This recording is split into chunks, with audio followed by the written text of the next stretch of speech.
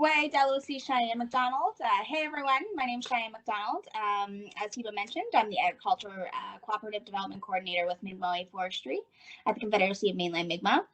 So the talk that I'm going to give today is called Gifts from the Forest. Now I'm still learning the first word. The first word there that you see, the first Mi'kmaq word is gifts, and the second one is Nipuktuk, which means comes from the forest. You can change it to the next slide.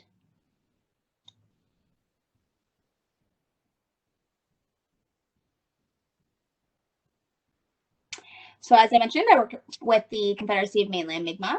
The Confederacy is a tribal council located in Millbrook First Nation, which now serves the 8 mainland Mi'kmaq communities. As you can see in the map of Mi'kma'ki, prior to European colonization, the Mi'kmaq Nation was divided into 7 districts spanning Nova Scotia, PEI, New Brunswick, the Gaspé Peninsula, and Maine and Newfoundland.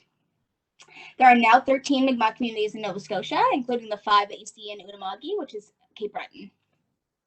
CMM's mission is to deliver a variety of community-driven programs, research, and advisory services to First Nations communities. You can change it to the next slide.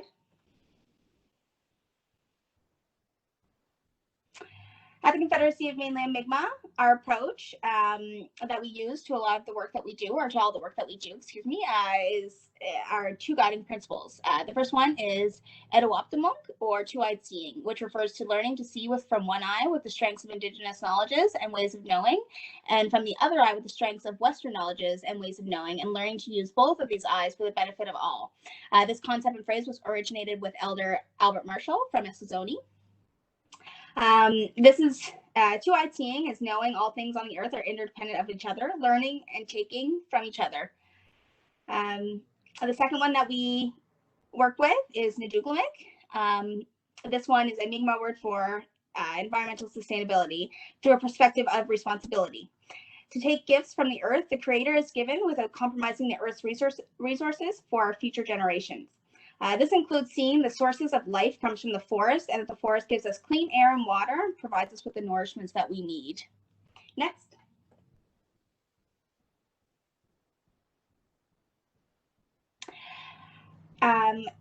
Within the Department of Environment and Natural Resources, we have these 4 programs that you see on the screen.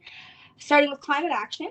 Climate action is a program dedicated to climate.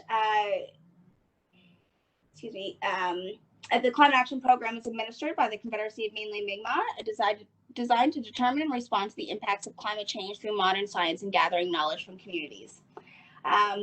This program was designed to understand and address the impacts of climate change within our Mi'kmaq communities on mainland Nova Scotia.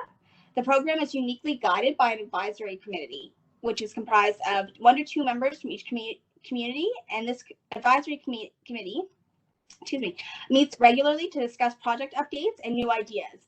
This is how the program knows where to take their projects, as they're community driven, and ensure that there's a Mi'kmaq lens integrated with all the projects that are underseen under our climate action program. From their initial work on climate impacts and adaptation, they've grown to include projects on climate monitoring, emergency management, pollinator recovery, and newly their green energy project. The Climate Action's Emergency Management Project works to plan emergency management strategies within Mi'kmaq communities by providing training opportunities and planning resources to help adapt to climate-related disasters. Such trainings that this program's given in the past, or this project's given in the past, is winter survival and fish smoking. They've also done workshops after severe weather events, such as like the Hurricane Dorian that we just had at the end of last year. They're at the end of their project underneath the Climate Action program is the Pollinator Project, which works with youth and community members to build pollinator gardens within each of our communities. People get really excited about this project. This project supports cultural practices and food security issues by producing preservatives and growing traditional foods and medicines to give back to our elders and community. Right now, this project's been working to train all new Mi'kmaq women within Mi'kma'ki to practice in bee husbandry. So this is actually where I kind of started getting involved with my beehive. Peter does some really amazing things with this project. And like I said, people are really excited to see some of those pollinator gardens and to get involved with some of the pollinators and see these increase of these species and kind of seeing the support of the species as well. The Climate Action Monitoring Project under the Climate Action Program looks at Mi'kmaq bioindicators to monitor how environment is changing under climate change. This includes the use of social science tools such as COCORAs and Indigenous traditional knowledge integrated with modern Western science. This is another great example of how climate action and its projects use two-eyed seeing. One of the bioindicator examples that I like to use also to know that our climate is changing is each month has a Mi'kmaq moon correlation or translation. And as we can see, some of these Mi'kmaq moons, what they've traditionally meant in the past, some of these have changed. For example, the November moon, it's called the river freezing moon. And as we can tell, in some areas, the river doesn't really freeze in this time of the year anymore. So this is kind of another way that we're judging how climate has been impacting our environment. Climate Action's Low Carbon Mi'kmaq Communities Project is brand new, and it increases community capacity to participate in the green energy sector. This includes outreach campaigns on renewable energy and energy efficiency, identifying funding opportunities for green energy projects, and training community members in solar panel installation. So as I mentioned, we're just starting that project, so we're excited to see where that goes. Now, with the Mi'kmaq Conservation Group, their mission is to promote and restore the concept of Nipuktuk in the Bay of Fundy watershed. Today, the Bay of Fundy watershed, which was once so familiar, has changed due to commercial use, population growth, pollution, and global warming. Aquatic life, and specifically the Fundy watershed, is historically significant to the Mi'kmaq, from feeding our communities healthy food to the spiritual significance of species like American eel and salmon in ceremonies and feasts. The bounty of our oceans and streams and the protection of their habitat have always been at the forefront of our minds. Prior to European contact, Mi'kmaq traveled and lived throughout the Fundy watershed. The environment, natural resources, and waterways provided all the necessities of life. Nipuktuk is a way of life. The Mi'kmaq took only what was needed and wasted nothing. It is considered an honor to receive these gifts from Mother Earth, and was the foundation of the spiritual connection between the Mi'kmaq and the natural environment, which has endured to this day. Next, the Mi'kmaq Green Communities program began in November of 2016. It's funded by INAC.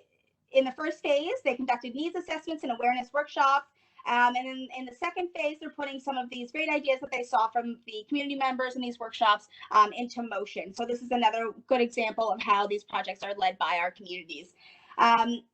Mi'kmaq Green Communities has developed an online waste sorting guide for each Mi'kmaq community in Nova Scotia, and this is available on their website. And another couple neat things that they do some waste collection in communities. And one event that they have is right after Halloween, they do pick up the pumpkins for the pigs event, and they'll go around and all the kids will get really excited to put their pumpkins out at the end of the driveways so that they can pick them up and take them to the piggies, and they'll take videos and the kids will get to watch that, and it's kind of a fun event. This program, the Mi'kmaq Green Communities program, creates a more sustainable, resilient, and clean communities for our future generations.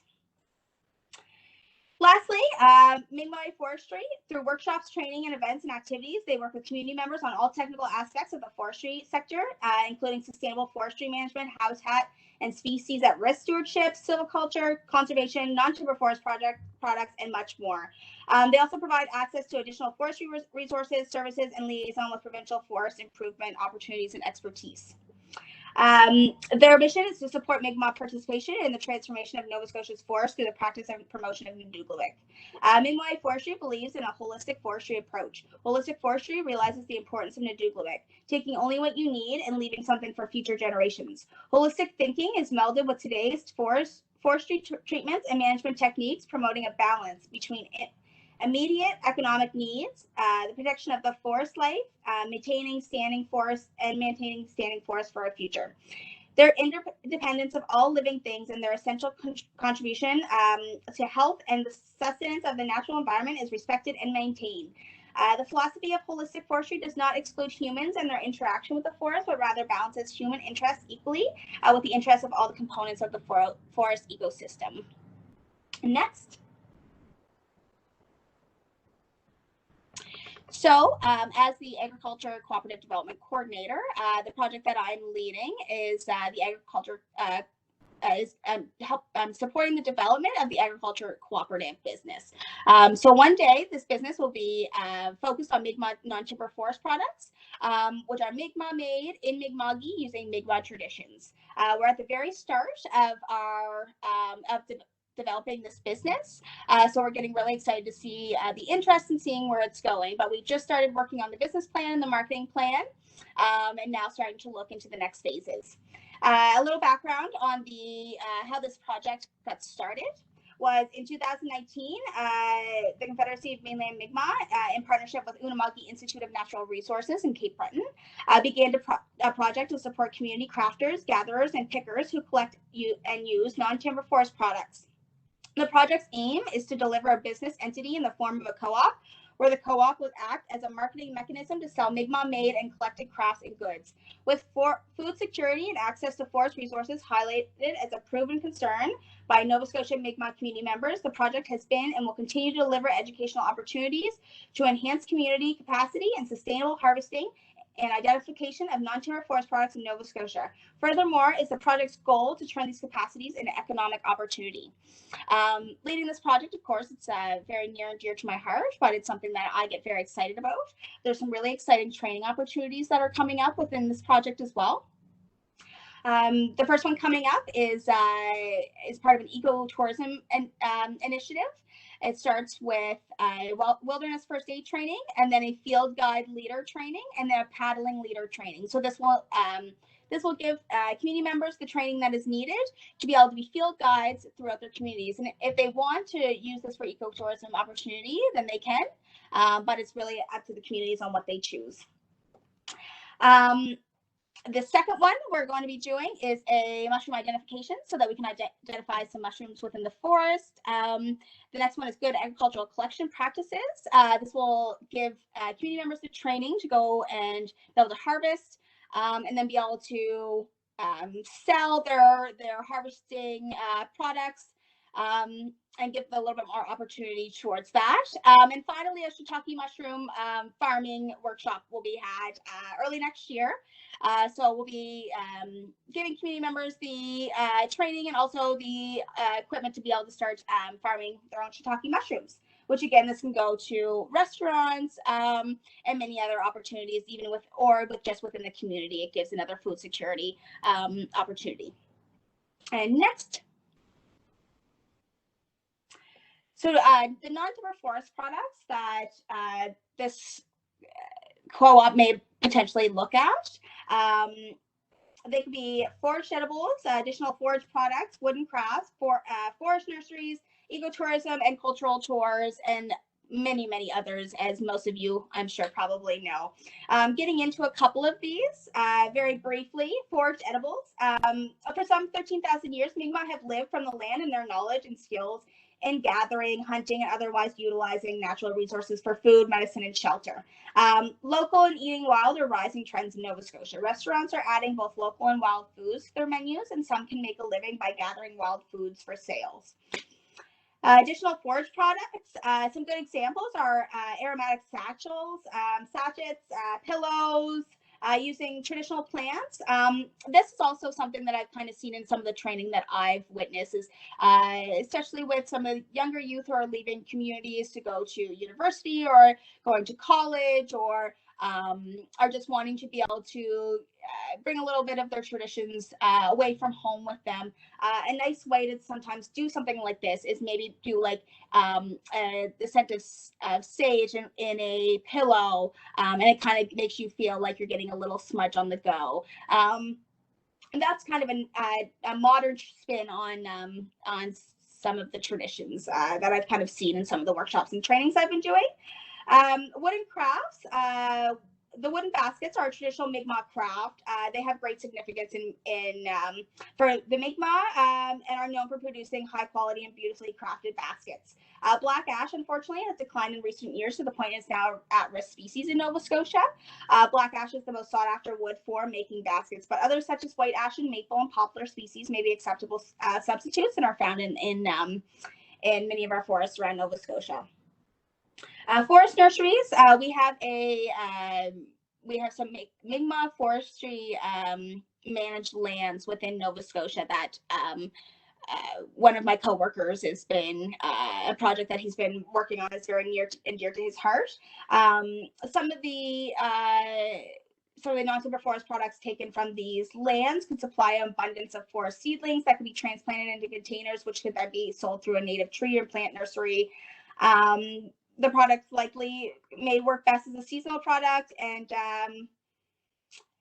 perhaps based on pre-ordered seedlings to avoid collecting more than necessary would be good too. So the last one here is ecotourism and cultural tours. So Indigenous tourism is growing fast in Canada, and according to the 5-year strategic plan, 2019 to 2024, published by Indigenous Tourism Association of Canada, the Indigenous tourism revenue in Canada has risen from 1.4 billion in 2015 to 1.8 billion in 2018. Similarly, jobs in Indigenous tourism have increased from 30,100 jobs in 2015 to 41,153 in 2018, just 3 years.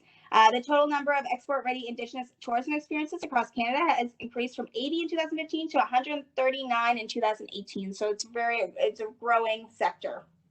And next.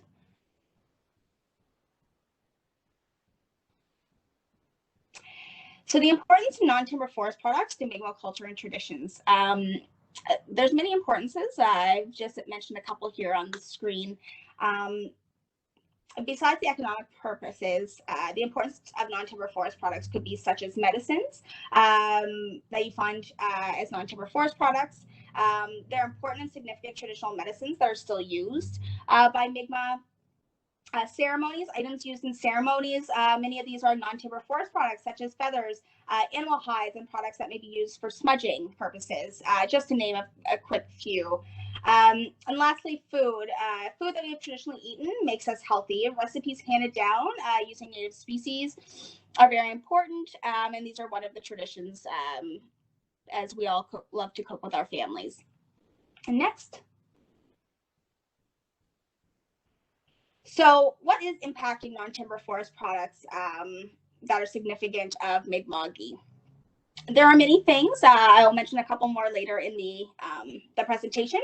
However, to just briefly go over a couple, climate change is one.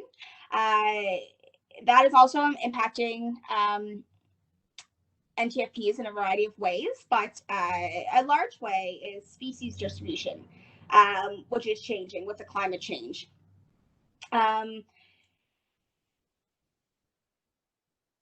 The second way that I'd like to talk about is invasive species, one being the hemlock woolly adelgid. This impacts the hemlock trees, and hemlock has been used traditionally for many purposes, but one is it's been used in tan hide dye, for tan hide dye. And then the black ash, the emerald ash borer, which we'll get into a little bit more in a couple slides here, is of course for the baskets that I've mentioned. This is not only important and significant to Mi'kmaq, but it's a way of income and a way of practicing traditions that are passed down throughout the family. Next. So to talk about a little bit more on species distribution, we've done a couple of these info pictures here that you can find on our social media pages, on our Facebook social media pages, excuse me. We also have some Instagram pages as well. And so this is kind of the information you can see to find there. As you can tell, this is a past, present, and future picture. The green color corresponds to core range, where that species is widespread and abundant. The blue it indicates fringe habitat, where it can survive but tends to be less abundant as it struggles a bit more in those climates. And white represents absence. So as you can see, we have some great white pieces here with the balsam fir in the future, some absence areas. And next. This is the same photo, only using white spruce, again, showing white areas and showing that this is not a favorable habitat in the future. Next. And then finally is our Wisco, so our black ash. And this shows the areas that it's not expected to be in the future years. Next. So how the impacts to non-timber forest products impact culture and traditions. There's a variety of ways, but it greatly impacts the passing on knowledge between grandparents and their youth, and elders and their youth, and also being able to not only practice the traditions with their family, but then also being able to pass those along to their family and allowing them to be able to pass those on in the future. So this is how this is a great impact to Mi'kmaq culture and traditions. Next. One thing I'd love to talk about, though, is how some of our communities are adapting to some of these impacts in non-timber forest products, particularly adapting to invasive species in Mi'kmaq. So we're planning to hold a workshop within Mi'kmaq forestry so that we can gather some new materials and some older materials and some substitutes for black ash, or some things that can be used in turn for these species, because with the decline, we're not expected to know what the future will hold. So one idea is to have the elders come in and discuss what they think of the new materials and talk about what they may like to use in the future, and what might be more readily available looking into the future and being more prepared for when that may happen. Next, this is kind of a really neat thing by, sorry, you can pass that one back.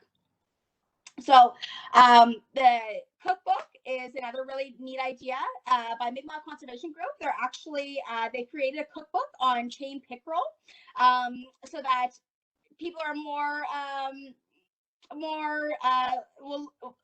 will eat it. And it kind of gives some really cool recipes and things behind that. So that's a really neat way to adapt to invasive species. Just eat them. And then lastly is a kind of follow-up of this, but it's also in our community is Sabaganaggity. And they hold the fishing derby where they catch Cheyenne MacDonald, and it becomes an event. There's prizes, and it's a really fun family event where they kind of all come out and do. And that's another way to adapt to these invasive species and kind of hit back at those. Next. So there's some species at risk work being conducted at under the Department of Environment and Natural Resources. Starting with Mi'kmaq Conservation Group, they have the Canada, and Nature Fund for Aquatic Species at Risk. So this project,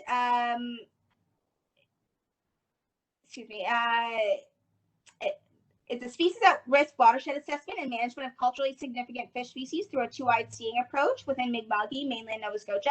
It's a multi-year project that takes a collaborative multi-watershed approach towards watershed management by identifying threats and improving habitat for multiple aquatic species at risk through assessments, restoration, and stewardship, outreach, and participating Mi'kmaq communities. The collaborative approach addresses high priority risks to aquatic species at risk and to species of importance in Mi'kmaq culture for food, social, and ceremonial purposes.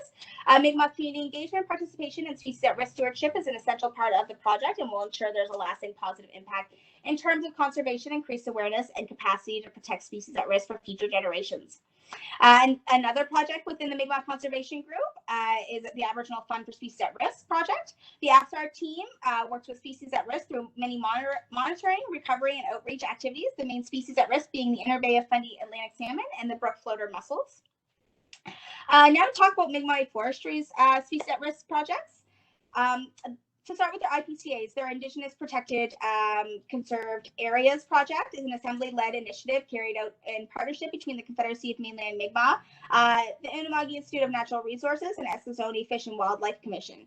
The project is funded through Environment and Climate Change Canada's Canada Nature Fund pathway from 2019 until 2023. As per the Indigenous Circle of Experts report, we rise together, achieving pathway to Canada Target 1 through the creation of Indigenous protected and conserved areas in the spirit and practice of reconciliation. Oh, that's a long title. Recommendations have been made by the Indigenous Circle of Experts to strengthen and support Indigenous-led conservation across Canada. The ICE report, the Indigenous Circle of Experts report, has generally framed the definition and shared values of the IPCA as the lands and waters where Indigenous governments have primary role in protecting and conserving ecosystems through Indigenous laws, governance, and knowledge systems. Culture and language are the heart and soul of an IPCA. While IPCAs can vary in terms of their governance and management objectives, they generally share three essential elements. They are Indigenous-led, they represent a long-term commitment to conservation, and they elevate Indigenous rights and responsibilities. Next, Mi'kmaq Forestry's program's Indigenous Guardians Project. The Indigenous Guardian Initiative of Mi'kmaq Forestry is currently in its pilot phase. The objective is to grow the Guardian network in the Confederacy of Mainland Mi'kmaq's 8 member communities. Objectives over the next 2 years will be to identify community stewardship priorities, build a training program, and hire guardians. The guardians will be Mi'kmaq community members, many of whom play important roles as stewards, protectors, and conservationists of our forests and natural resources. Finally, WISCO, or Black Ash.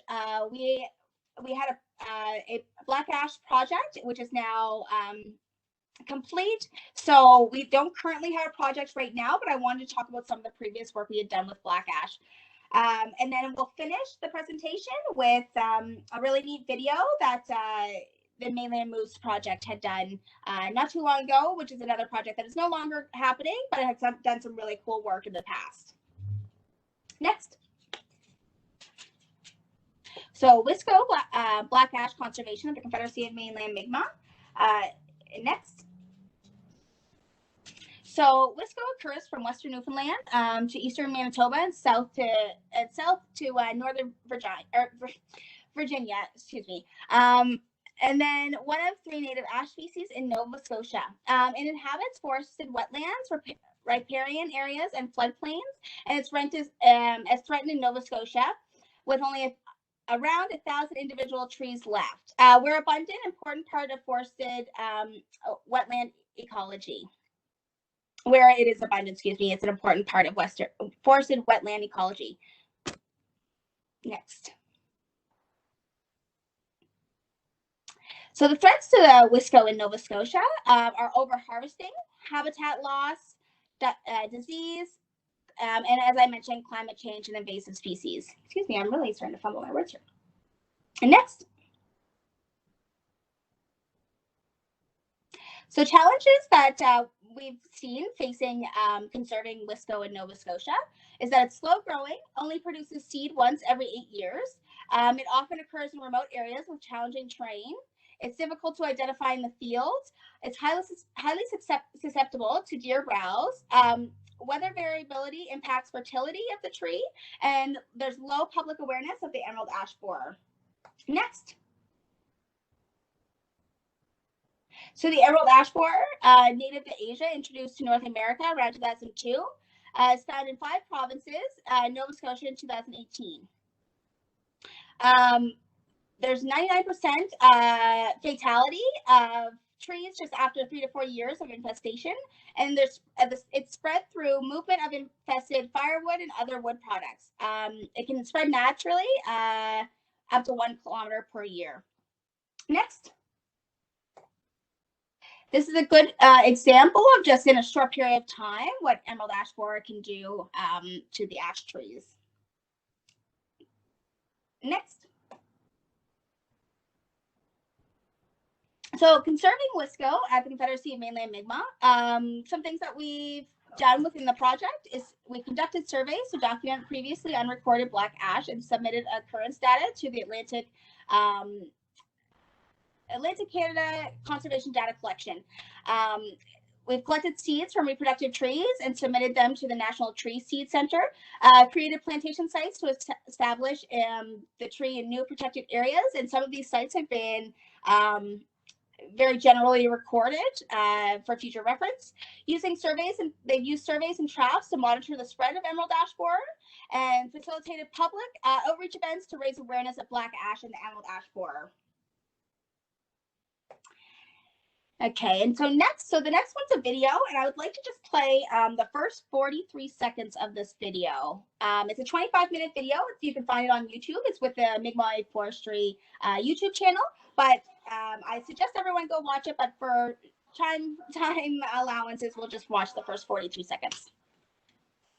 Okay, cool. I will set that up.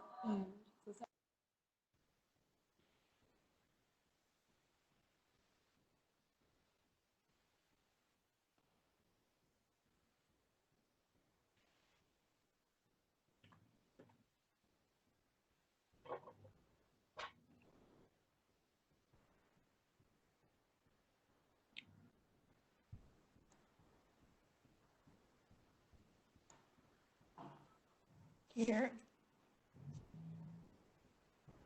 Oh, I can't. Oh, okay. Sorry, guys. 1 second.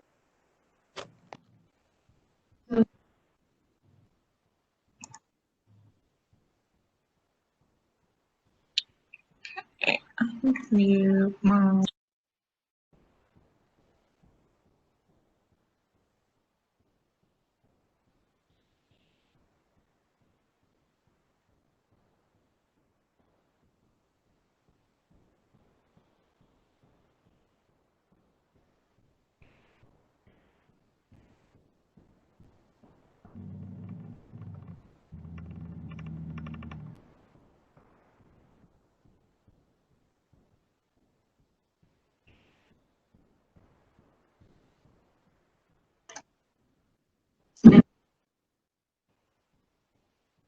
Sorry, guys, I can't seem to get it to work.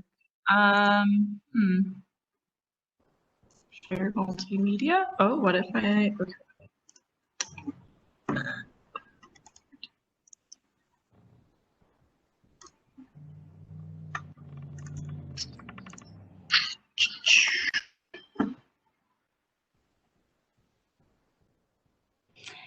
Or also, Hiba, if you want to play the video, I can play the sound from my end, and we can just hope it lines up fairly well.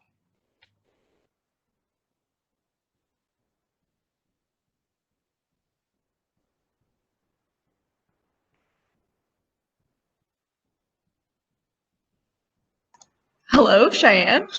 Hi. How about, what if I link the video? Is that okay if I link it afterwards in the thank you email? Yeah. Because I'm having a little trouble getting it to work, sorry. Yeah, no problem. Okay. I do, there's a video at the end that I was really hoping to play. It's only a minute long. I'm just wondering if that one, if maybe you could just play it on your screen and I'll play the voice from my end. Oh yeah, that might work. Okay. Okay.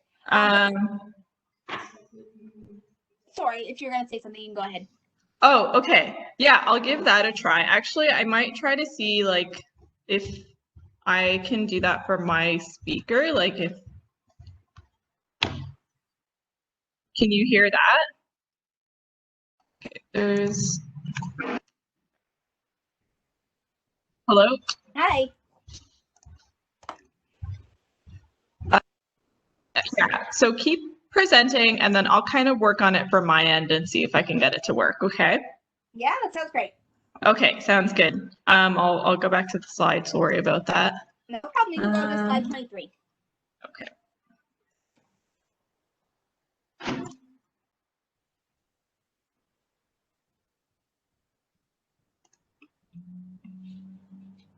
Okay.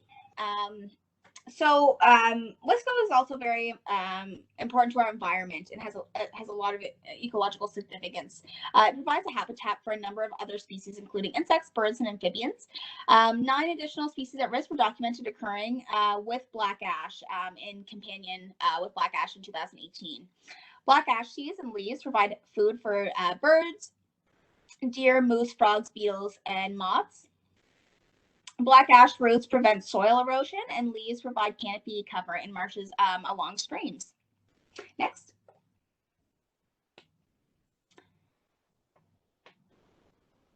So as far as WISCO products, the sale of ash products and art sustained many Mi'kmaq families during times of hardship. Historically, it's been used in commercial items like hockey sticks, baseball bats, snowshoes, furniture, canoe ribs, and baby cradles. It's used in cultural and ceremonial items like musical instruments like the jigmahong and split baskets. Tourist market exists for Mi'kmaq ash splints baskets today, as we've seen. And next.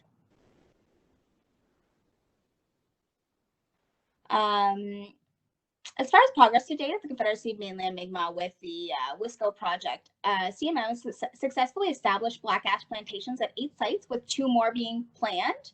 Thousands of seeds representing 6 isolated stands have been collected and sent for long-term storage, and over 100 previously undocumented black ash trees have been identified and protected through the incidental harvest,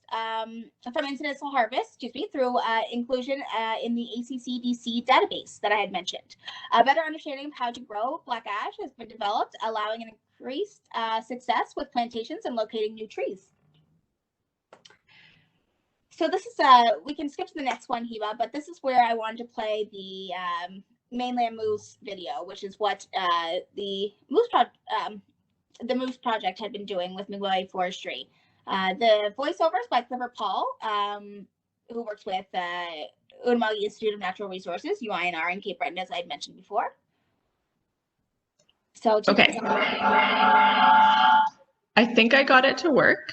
Okay. Just give me a couple of minutes. I'm going to stop screen sharing, and I think it'll work. Okay? Yep. Okay, awesome. Thank you so much. No problem. I'm going to stop.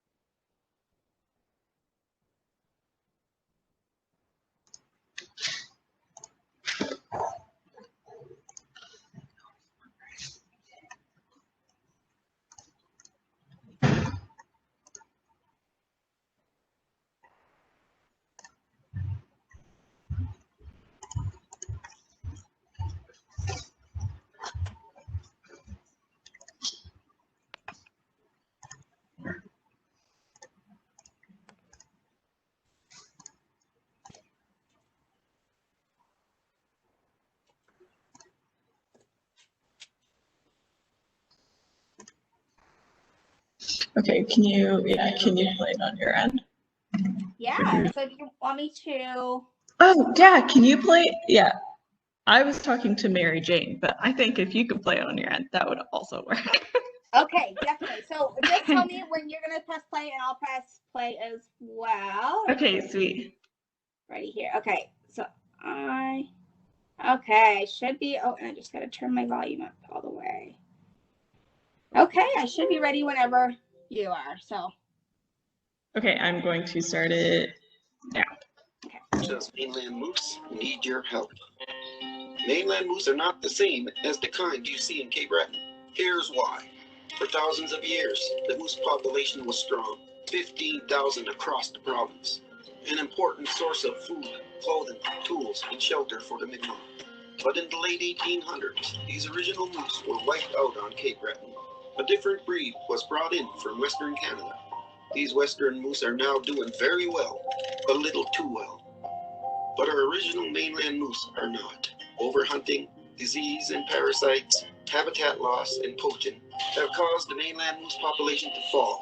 There might be fewer than 1,000 in increasingly isolated pockets. They are an endangered species. But you can help them.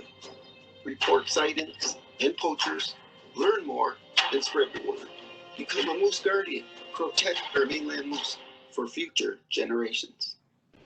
But yeah, so that's the end of the presentation. And this is any of the information. Of course, we're going to have a question period, but if any of you want to get a hold of me afterwards, there's our office number, my email, and some of our websites to go check out more. But like I mentioned, we have some pretty neat social media pages on Facebook and Instagram as well. So I also recommend you go check those out. Awesome. Thank you so much. Had a little bit of technical difficulties, but that was a really interesting presentation. I think it's so cool, all the initiatives that are being done lately, like in the past couple of years. It's so great to see everything happening. We do have a question. Okay. So what is the ACCDC database? Yeah, so it's the Atlantic Canada Conservation Data Center. So it's their database. They're the source for holding biodiversity information in Atlantic Canada. I'm hoping that answers the question. Yeah, that's great. So we don't have any questions. Okay. Do you want to wait a couple minutes, or? Yeah, it's up to the crowd if they feel like they're thinking about some questions, but if not, then we can leave it at that, and anyone can contact me at any time as well. I'm more than happy to talk about anything that I've discussed here in the presentation, especially answering any questions or giving any more clarification or providing any more information on them.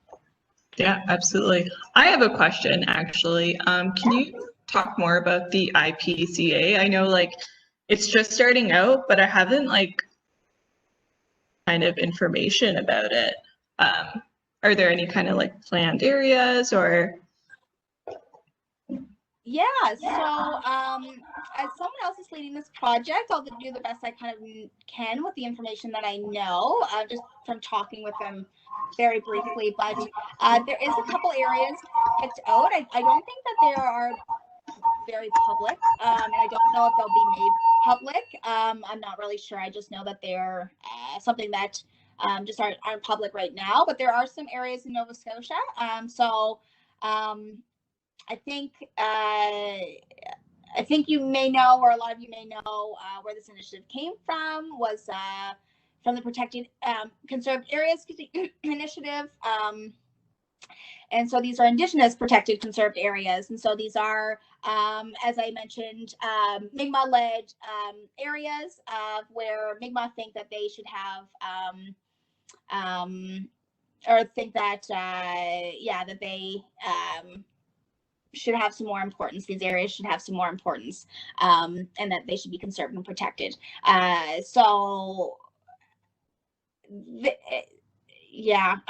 Sorry, I'm just trying to think what else, if I'd like to say more about that or not. Hopefully, I mean, we'll be able to know, like, maybe a little bit, a brief idea of these areas. I'm sure we'll know, but what level they're, how they're protected and where they are, I'm not sure what level of degree that will be public or not.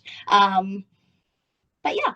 So, but also, our coworker Ali is the coordinator of that project. So if anyone has any questions, she's brilliant when it comes to the project, and so anyone can reach out to her. Or you can send me an email, and I can further connect anyone with her too, because she's done some pretty cool work. She's really interested in that as well. Awesome, thank you. That's so interesting. I had no idea. So we have another question. What is the easiest way to identify black ash? Okay.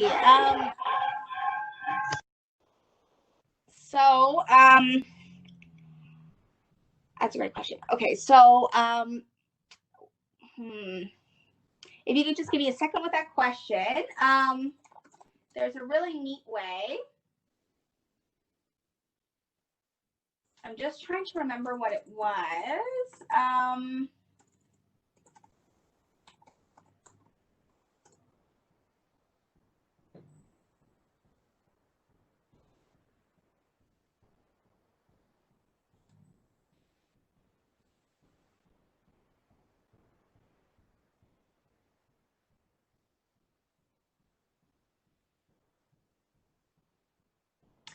Okay.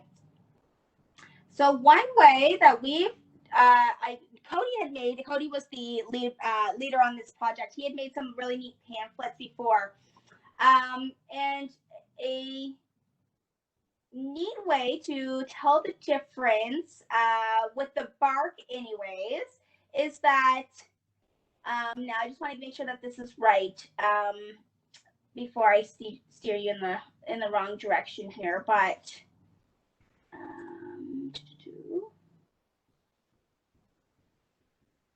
so black ash has a smoother appearance, and the white ash is a lot more rough and has a lot more lines in it. Also, black ash has black terminal buds. White ash has more brown terminal buds. And there's a difference in the leaves. And a little bit of what they look like, but also I believe in their orientation. There's a difference in the orientation of the leaves on both the trees as well. My apologies. If you want to email me, I can definitely ask Cody, and he can give me a really great overview, and I would be happy to share that with anyone. But I hope hopefully that kind of answers it generally. Perfect. Thank you. So we have another question. So the tourism initiatives will be affected by the COVID crisis. What activities and training have been going on? Yeah, so unfortunately, things have been really affected by the crisis that's going on.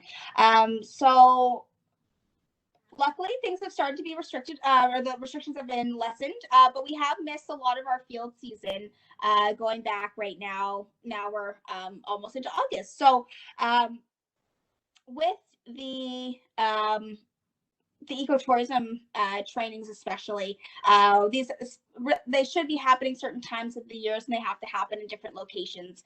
And unfortunately, as the year gets later, things are just not able to happen as we had planned anymore. And also things have been pushed. So actually a really great point that I'd like to make is a lot of the time when you're planning an event, to have community participation, you want to make sure that there's nothing going on within the communities that is overriding or precedes what your event or your training would be. So right now with the COVID pandemic, a lot of things have been pushed. And this in turn has left no room for some of these trainings to happen, where other things have been pushed and still need to happen as well. Luckily, the ecotourism, specifically this training, is actually very small numbers. So we're actually only doing about probably 8. We're doing it twice. We're doing it more centrally to Millbrook, and then also doing a central to Glooscap training, and they'll probably have 8 participants in each. So luckily, we're within good numbers to have a pretty safe and great training. And also with the ecotourism, where they're like field guide leaders and paddling, you're outdoors and you're not being confined within a small area. So that's kind of neat. I guess just looking at the trainings, depending, you have to be specific on each of the trainings, but then just trying to be flexible and trying to make things fit the best that you kind of can under the circumstance. Awesome. Yeah, absolutely. Definitely have to adapt. I think that's it for questions. Thank you so much for joining us today, Cheyenne, and taking time out of your day to kind of talk to us about non-forest timber products and Mi'kmaq culture and traditions. It's really interesting. Thank you everyone for joining. So for next week's webinar is actually on a Wednesday, and that's going to be on climate forestry and carbon forest modeling, which will be really interesting.